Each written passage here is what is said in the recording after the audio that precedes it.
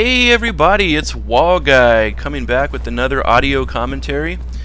Have a couple exciting bits of information to pass on. If you didn't notice already, we have an opening sequence. I would like to thank myself for finally getting off my ass and putting it together.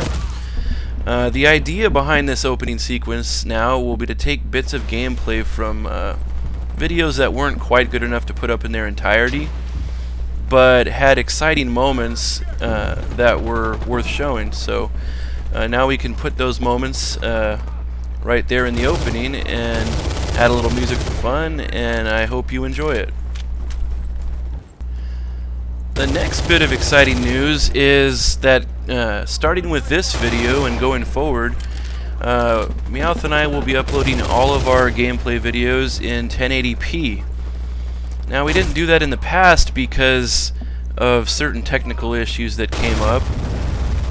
For instance, Fraps has this tendency to lower the gameplay frame rate to the recording frame rate. Sometimes over time, it just eventually approaches that, even if you tell it not to. And we both play on 120 Hz monitors with graphics pushing 120 plus frames, and it's kind of annoying when the frame rate suddenly drops to 60 and wants to stay there. You really want to be playing at the frame rate you're capable of playing at. And another problem is that for instance, if you wanted to try to record 1080p video at 120 frames to solve that problem, it's just not happening with today's hard drive technology.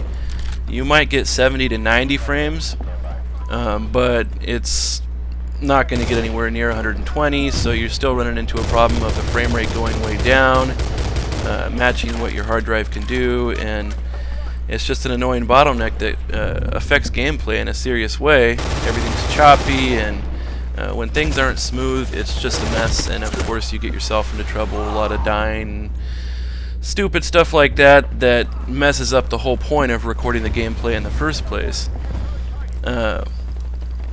What we've done now to change that is we're trying out a recording program included in MSI's Afterburner program, which is a lot less resource intensive in the hard drive sense. I believe it uses more CPU resources to do a higher compression rate on the fly, but it uses about 1/3 of the hard drive resources. And since the hard drive is the bottleneck in this situation, and I've got lots of CPU to spare, it's turning out to be a really good way to record, and I would recommend it for anyone else doing these videos over Fraps. Now I can record at 1080p, set the target frame rate for something nice and reasonable like 60, and it will record it without giving me any gameplay indication that I'm actually recording with the program. So all of those problems in the past where I don't know if I want to record with Fraps right now, I'd rather just play, I don't want it to run a little choppy, all that goes out the window with this. You really don't even know that it's recording anymore. And the benefit for all of us is that we get these 1080p videos and everybody gets to enjoy them. And that's 4 times the resolution. It should look a whole lot cleaner, and I hope everybody appreciates that going forward. Of course, this brings a new problem into the equation. Is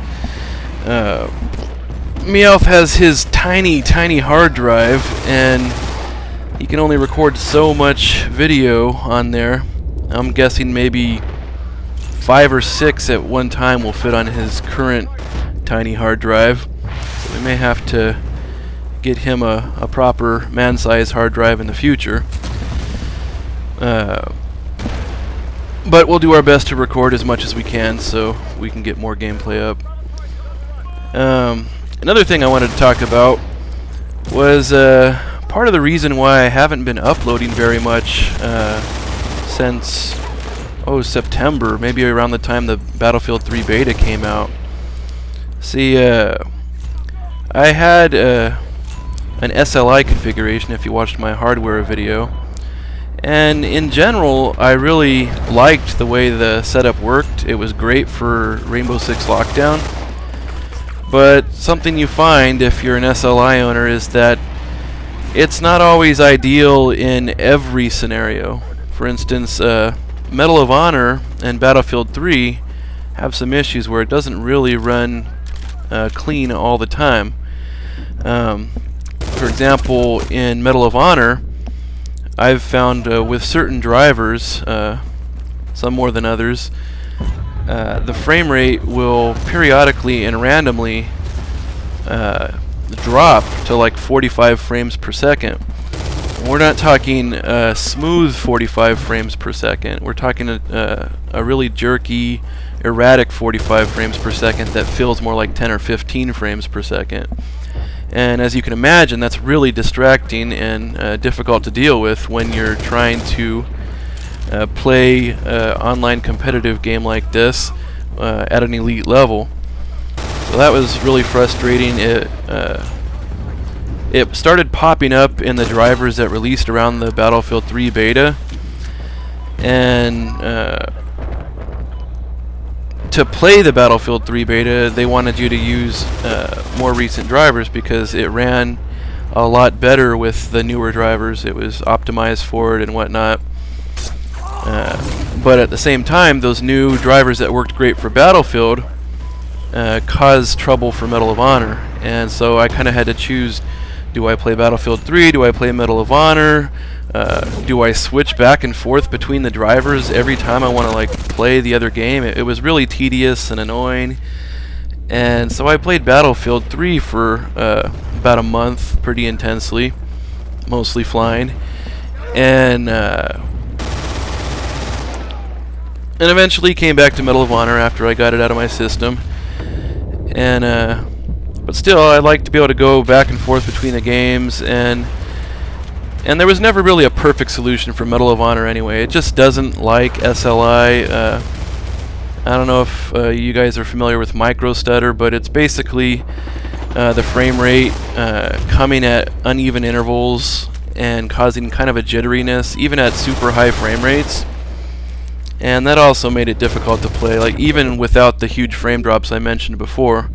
It's just like a little jerky, enough to throw you off, make you uncomfortable, and that does wreak havoc with the smoothness of the game and how comfortable you are when you play, which results in more bad games, lower scores, more frustration, and a bunch of stupid dying crap that shouldn't be happening normally. So that's no fun. And I decided to finally upgrade to a GTX 680, which is very difficult to come by, but I finally got it, and all those problems are solved. So hopefully that means more videos from me in the future, and Wallguy being a happier camper, and my channel doing a little bit better because of it. So I will see you guys soon, hopefully with a new video in a short time, and everybody take care and have fun.